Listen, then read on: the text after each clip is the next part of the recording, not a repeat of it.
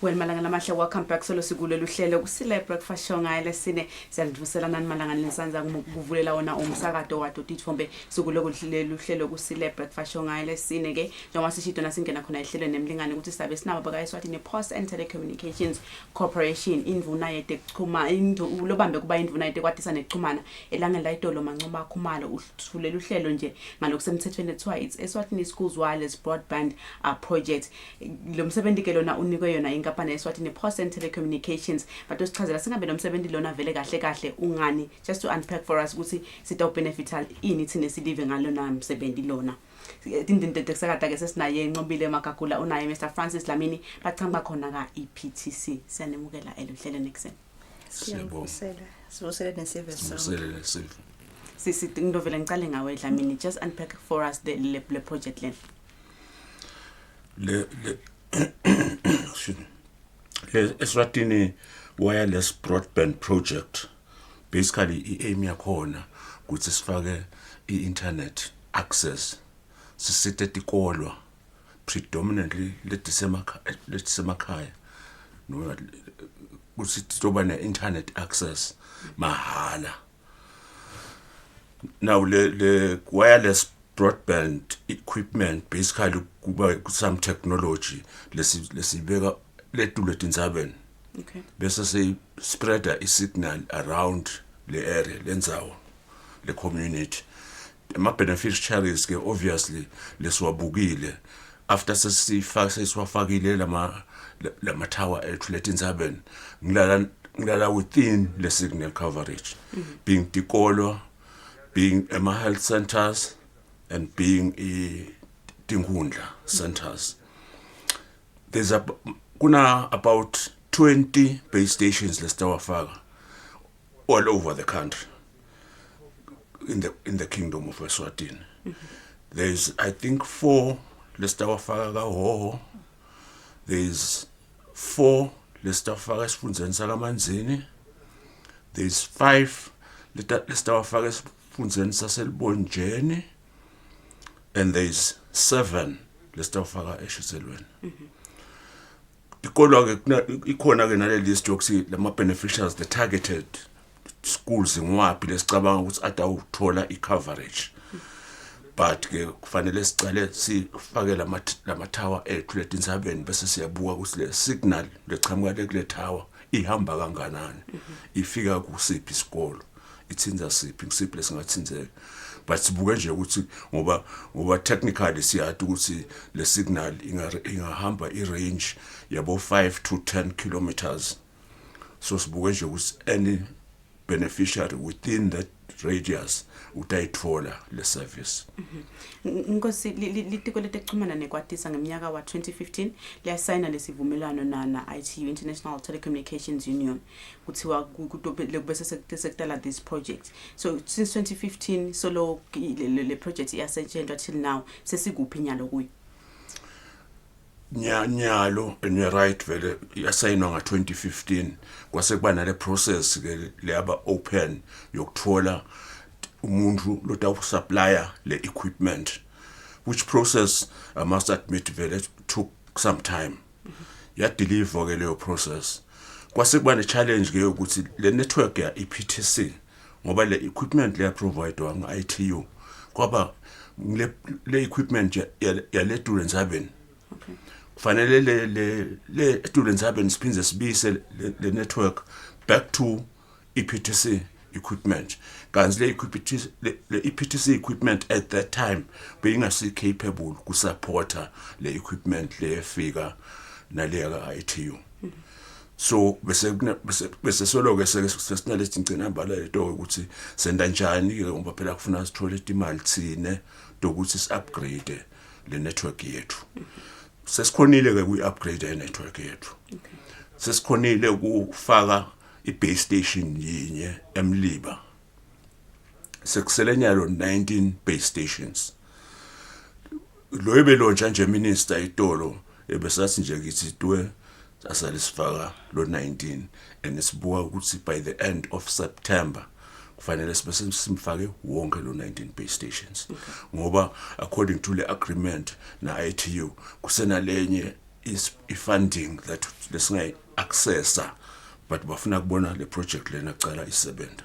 Sistobuya on that one because Ncubile Dlamini ukhuluma ngetikolo ukuthi kunetikolo kunemitholampilo kunetinkundla sibuke ukuthi kuto benefit abantu labanganani kuphi futhi kusho ukuthi nje ngalokho siyachazela umlangeni utotonke letikolwa nalama health centers netinkundla leticishe tisonzelene nalama base stations kubala ke in terms of bantu besengakabali sibale nje leti lama actual physical structures but now buka ukuthi lusito lelitawufika esweni saseswatini lukhulu kakhulu ngeke vele siyade ukuthi umgomo nenjongo yahulumende kuletha i-telecommunication eveni futhi aphinze sive sikhona kuyi-access i-telecommunication ne-internet in particular ngetindlela letishiphile ngemanani laphansi le project lena ke wenda ukuthi kube nesiciniseko ukuthi kuyenteka lokho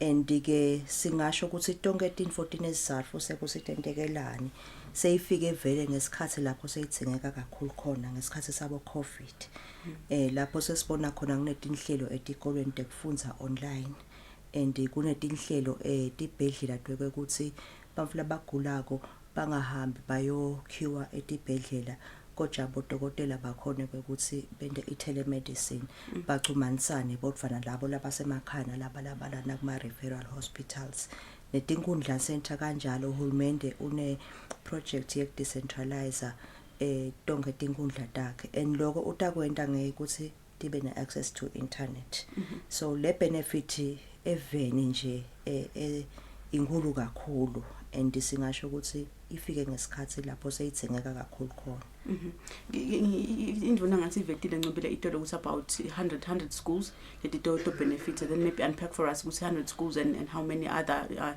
imitholampilo to khona benefit le mitfolampilo nakhona siyibuke ngetifunza kusho ukuthi nje cishe seyonke ngikansi ingu19 40 health centers 20 tinkundla centers tonke leti nato ngetifunza shoska hoho manzini elibonjeni naseshiselweni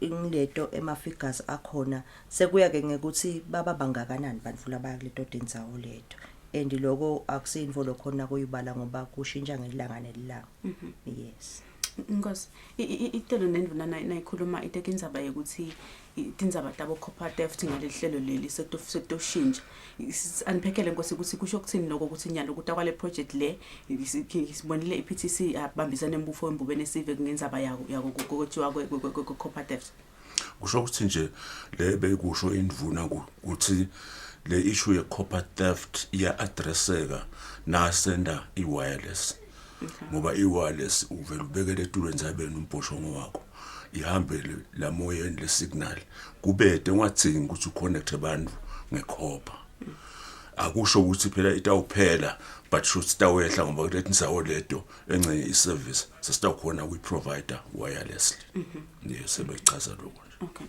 Ncubile iPTC naye kukhona ukuthunyiwe nguhulumende ukuthi abambe lolu hlelo. Kepha naye khona labone ukuthi nathi ngeke sihlalisini iPTC kukhona lesitawubambiza khona uhulumende ukuthi lihlelo leli ligcine libe impumelelo. Yebo kunjalo kusho ukuthi iPTC nje yena ayingapane so utawuspenda imali enganga 40 million wemalangeni. Okay. Lokho ke kusho ukuthi le network yethu siyenda ibe yesimanje manje ngalamanye amagama ito khona kuhambisana kanye nalama base stations nale equipment livele leli lethelwe iITU lo modernize ke le network yethu angeke kusite letikolwa nemakliniki netinkundla kuphela sekutawusita live lonke ngoba phela wonke msota ubenefita from le ukuthi le infrastructure yethu seyiphambili kakhulu. Yes. Nkosi ukhulume ukuthi le project lena itawusivulela naleminye iminyango kuye ITU sichazele Nkosi kepha ITU usitengete imali etinganani ukuthi sibuke ukuthi membu taqhubeka asisite kanjani. ITU usisite ngemali lenganga 800,000 US dollars dollars America, le equator to about 13 million emalangeni. Asinawo ama details ukuthi utawuqhubeka asisete kanjani, but ba indicator ukuthi ikhona lenye ifunding labangayisosa batosita ngayo. Kuthi nje nabe le project leyo sela iphela kuba likhulu kucela leyo funding, ngoba kunama funders out there laba sita ITU afande emave.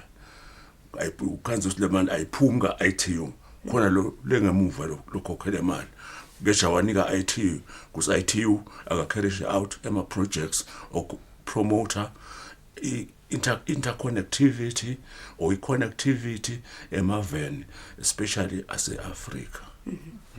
Ngasi kuthi ku some of la le nkulumo emvuna kwathiwa le project ito introduce internet protocol version 6. What is that, I mean? Was a technical law, but internet protocol version 4 let's go enyalo, because of the proliferation, because of lobningi bema gadgets, every yonke gadget le ku internet iba ne IP address.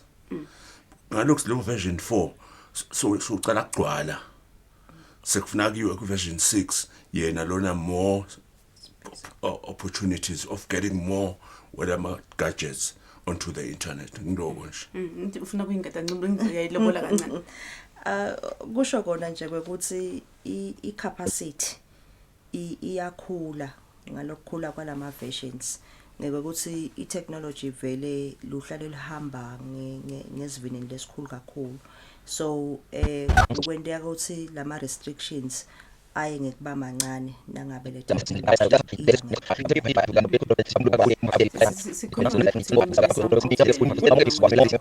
benefit itfole le internet.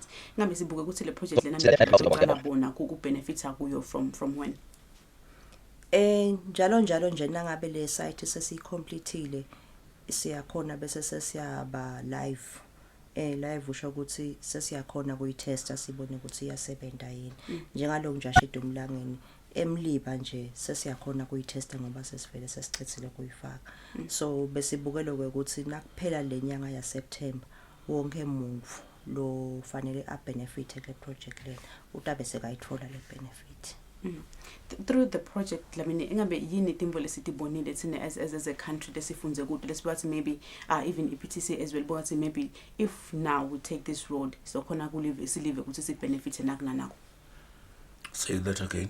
As through iPTC athunywa uhulumende kwenda this project dinenge timbo la tifunzile atendile sikhuluma ngekuthi nyalo ngesitawuvele sebenzise lo mbhosho ngolovele ucoverishe a certain kilometers for internet sekuthi singo sekuthi kube naleti intsambo lethi ngathi bamfu sebajika bathi ju yini some of the things iPTC latibukile latifunzile thathe from this project that ba ukuthi maybe in future sakhona ukuthi implement at level 2.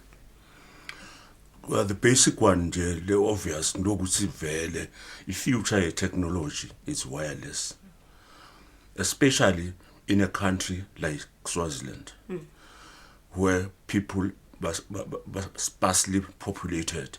La madolobheni ungayifaka lenye technology lengasi wireless, but lengasi copper, lesithi optic fiber, which nayo high capacity, and siyakwenda vele lokho say roll out nayo.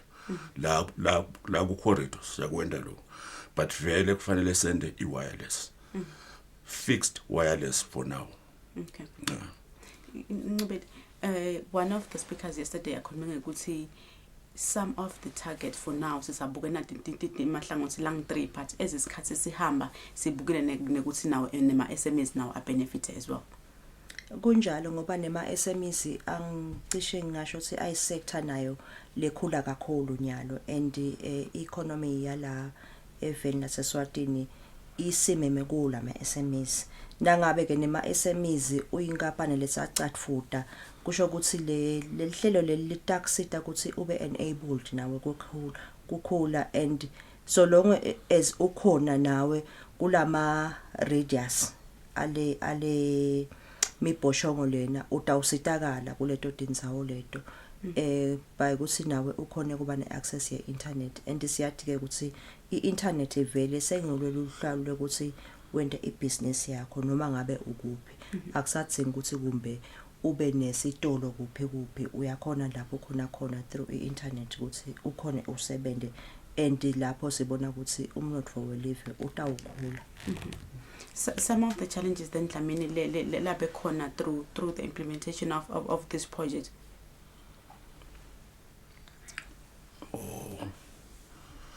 My challenge is basically nje roll out lokuthi ibe slow. Otherwise, you wanna the project honestly once it starts moving, asibi nema challenges langanani. One of the other challenges kuba my issues about funding. But because that's very sicalile, so my issues about funding in some instances are addressable. But those are the major challenges. When we talk of this project, sibukela ukuthi kuto benefits sesibalile tikolwa satibala tinkundla satibala sesingeda futhi nema SMEs. Maybe akhona some of the sectors lesithine maybe siwabuke ukuthi as the project ichubeka sidabe sesiyenda kanjena sekbenefita even number futhi labanye bami. Kahle le project ivele ikhuluma ngeaccess of internet kuwo wonke umuntu ekugcineni silive hulumende ubukekwe ukuthi wonke umuntu agcine anayo iaccess ku internet and sibukeke ukuthi ikakhulu emaphandleni lapho khona thinking abantu labanato in rural areas i-internet ecishe kube sithingo sekugcina ngoba lo muntu usede gesi usede emanti and ngiwe ama basic needs lababanawo lawo but lokuthi ube ne-access to information ukhone noma ngabe ule emakhaya kwekuthi uchumane naletinye indzawo ngeke kona lokuliberate live lokho. Yes. Because what can you say now to umuntu lobukela ko ekhaya maybe who wants to invest on something like this? Who wants to invest?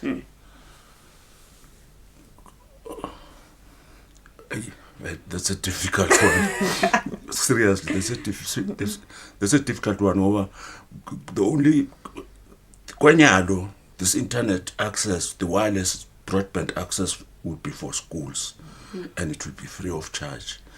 When we get to a stage where as a commercializer, then people obviously can start using it by maybe buying what we call customer premises equipment.